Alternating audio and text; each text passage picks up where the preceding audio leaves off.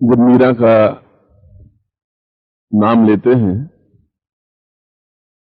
तो प्रेम की एक साकार प्रतिमा आंखों के सामने तैर जाती है। जब मीरा का नाम लेते हैं तो एक करुणा की मूर्ति हमारे आंखों के सामने से घूम जाती है।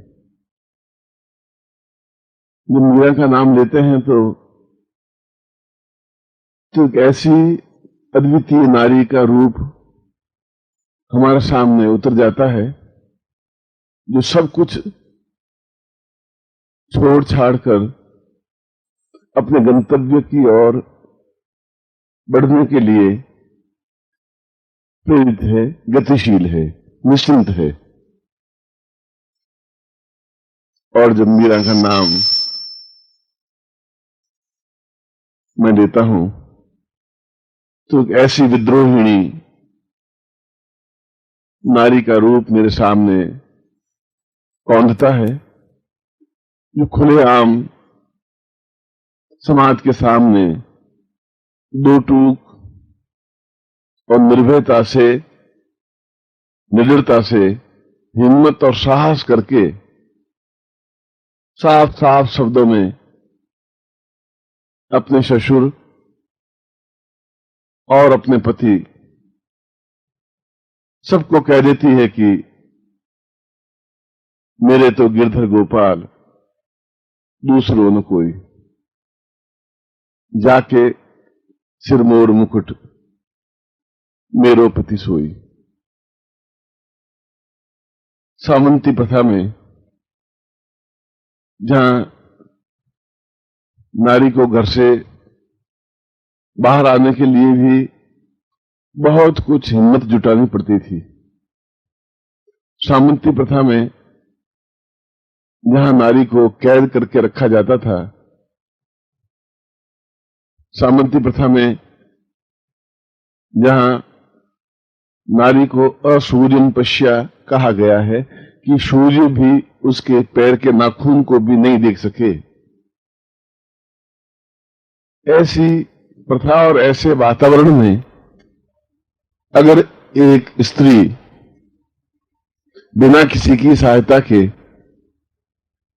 महल से नीचे उतर जाती है तो उसकी हिम्मत, उसके साहस, उसकी निडरता, उसकी निर्भयता और उसके पूर्ण श्रेष्ठत्व का सम्मान करना एक आवश्यक हो जाता है, क्योंकि जीवन में विद्रोह आवश्यक है, चैलेंज लेना जरूरी है। अपने आप को गतिशील करना और ठोकर पर समाज को और पूरे देश को रख देना बहुत बड़े हिम्मत और साहस की जरूरत है।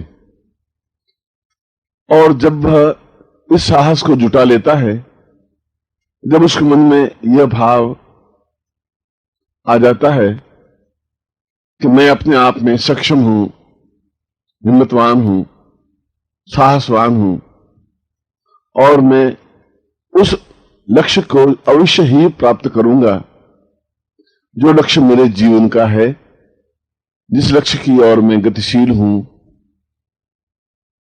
जो लक्ष्य मुझे प्राप्त करना है।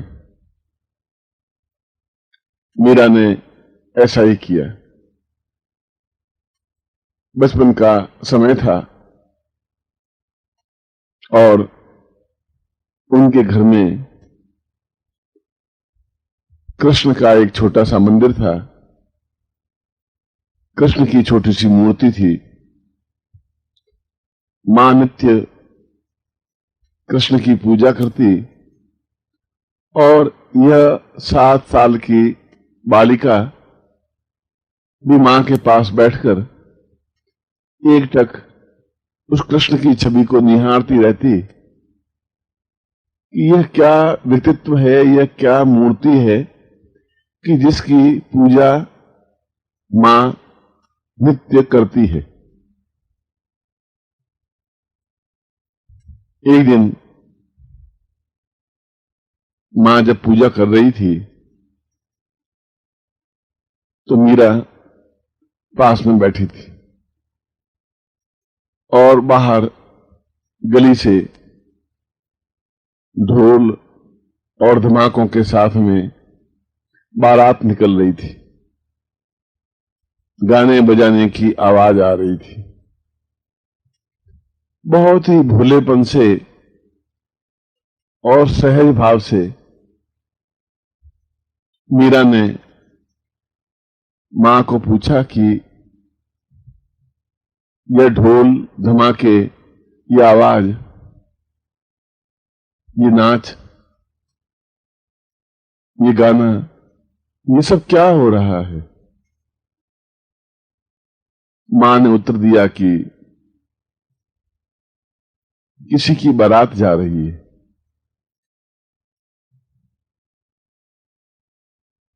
मीरा ने पूछा कि बारात क्या होती है? ये घोड़े पर चढ़ा हुआ लड़का जो सजा हुआ है, जिसके गले में सुंदर मालाएं डाली हुई हैं, तो यह क्या कर रहा है? मां ने उत्तर दिया कि ये शादी कर रहा है और अमुक घर की लड़की ने इसको पति चुन लिया है और इसके साथ उस लड़की का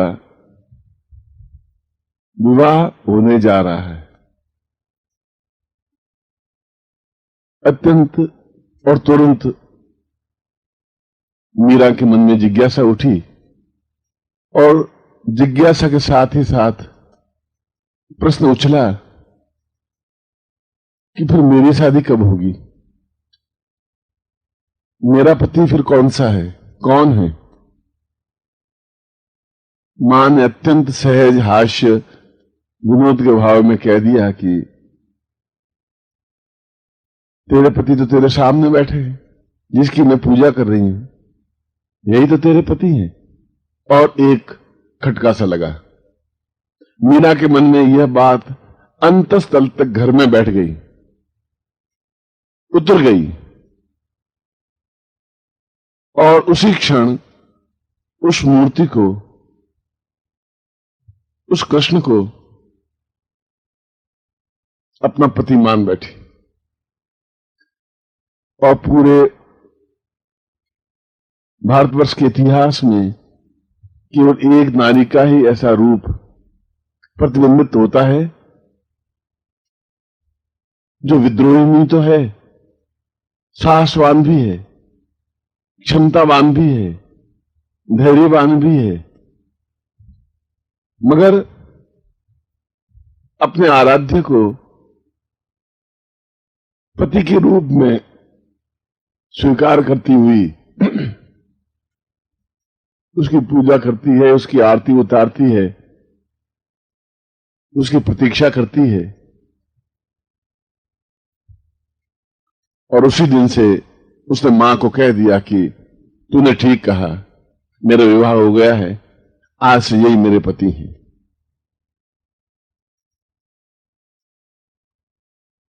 बात आई गई हो गई। मां पूजा समाप्त करके चली गई और मीरा ठुकुर ठुकुर उस मूर्ति को निहारते रही। और निहारते निहारते ऐसा लगा कि जैसे उसके सामने उसके पति खड़े हैं, उसके सामने उसका प्रेमी खड़ा है। प्रेमी उसे आवाज दे रहा है, प्रेमी उसे अपने पास बुला रहा है। ऐसा लग रहा है कि जैसे प्रेमी कह रहा है कि तुम क्यों दूर खड़ी हो, दूर खड़े रहने से क्या फायदा होगा, प्रेम में तो दूरी होती नहीं। प्रेम तो शुद्ध गंगा जल की तरह है जो अत्यंत पवित्र है, प्रेम तो अत्यंत निकटता का भाव है। प्रेम तो प्राणों में प्राण समा जाने की क्रिया है। प्रेम तो एक रस होने का चिंतन है। और प्रेम सब कुछ बलिदान करने की आकांक्षा रखता है। तो फिर तुम जब प्रेम कर रही हो तो फिर इतनी दूरी क्यों है? ये 2 फुट का फासला भी क्यों है? क्यों नहीं मुझ में समा जाती? क्यों नहीं मेरे रंग में रंग जाती? और जब तुम मेरे रंग में रंग जाओगी तो फिर तुम्हारे और मेरे बीच में कोई फासला रहेगा ही नहीं। फिर यह भाव भी नहीं रहेगा कि मैं कोई अन्य पुरुष हूं और तुम कोई स्त्री हो, बालिका हो, तरुणी हो, यौवनवती हो। क्योंकि जब तक तुम्हारा और मेरा एकाकार नहीं हो पाएगा तब तक प्रेम झूठा और कमजोर रहेगा। और प्रेम की पुष्टता ही जीवन की पुष्टता है। प्रेम की पूर्णता ही जीवन की पूर्णता है। प्रेम की भावना ही अपने आप में जीवन में हिलोरे लेने लगती है। और मीरा ने मूर्ति को उठाया और अपने सीने से लगा दिया। ऐसा चिपका दिया कि जैसे मूर्ति सीने में गड़ गई हो और आंखों से झरझर आंसू बहने लग गए। वह रो रही थी, सुलख रही थी और कह रही थी कि तुम ही तो मेरे पति हो, तुम ही तो मेरे आराध्य हो, तुम ही तो हो जिसे मैं अपना कह सकती हूं, तुम ही तो हो जिसमें मैं अपनत्व का भाव अनुभव कर सकती हूं, तुम ही तो हो जिसकी प्रतीक्षा कई वर्षों से मैं कर रही थी और आज तुम मिल गए। आज तुम मेरे साथ एकाकार हो गए। आज तुम्हारे प्राण और मेरे प्राण जुड़ने की क्रिया में संलग्न हो गए। आज तुम्हें देखकर आंखों की रंगत बदल गई। आज तुम्हें देखकर चेहरे का भाव बदल गया। आज तुम्हें देखकर मन में कुछ हल्का सा एहसास हुआ, कुछ दर्द सा हुआ, कुछ ऐसा हुआ जो इससे पहले कभी नहीं हुआ था। कुछ ऐसा सुखदायक भावना मन में हिलोर लेने लगी कि बहुत अच्छा लग रहा है। ऐसा लग रहा है कि चारों तरफ आनंद ही आनंद बरस रहा है। ऐसा लग रहा है कि चारों तरफ गुलाल उछल रही है। ऐसा लग रहा है कि जैसे पेड़, पौधे और पत्तियां गुनगुना रही हैं। ऐसा लग रहा है कि जैसे मेरे पांव जमीन पर टिक नहीं रहे हैं। यह क्या हो रहा है इसे तो मैं नहीं कह सकती, पर यह बहुत कुछ अच्छा हो रहा है और यह मेरे लिए अत्यंत सुखदायक है। वास्तव में ही प्रेम नारी के जीवन का मूल उत्सर्ग है, मूल कुंजी है, नारित्व है, उसके जीवन का निर्माण है। नारी तब तक पूर्ण हो ही नहीं सकती जब तक उसमें प्रेम नहीं हो सकता। विवाह तो सामाजिक बंधनों की वजह से, बाधाओं की वजह से और दबाव की वजह से करना पड़ता है, मगर विवाह के माध्यम से नारित्व में नारित्व और पूर्णता नहीं आ सकती। उसमें सुगंध व्याप्त नहीं हो सकती। उसमें खुशियां हिलोरें लेने लगती। खुशियां हिलोरें तभी ले सकती हैं जब उसके मन में एक प्यार का अंकुर फूटता है, एक प्यार की परिभाषा बनती है, एक जीवन की धड़कन बनती है, एक जीवन का एहसास होता है। और यह एहसास प्रेम के माध्यम से ही संभव है। जिस नारी ने प्रेम नहीं किया उसका जीवन अकारथ गया, अकारण गया, व्यर्थ गया, क्योंकि उसमें वह भाव पैदा ही नहीं हुआ जिसके माध्यम से एक नारी अपने आप में संपूर्ण नारी बनती है। उसमें वो आनंद की धुनी आई ही नहीं, उसके होठों पर गुनगुनाहट फैली ही नहीं, उसकी आंखों में मस्ती का भाव आया ही नहीं।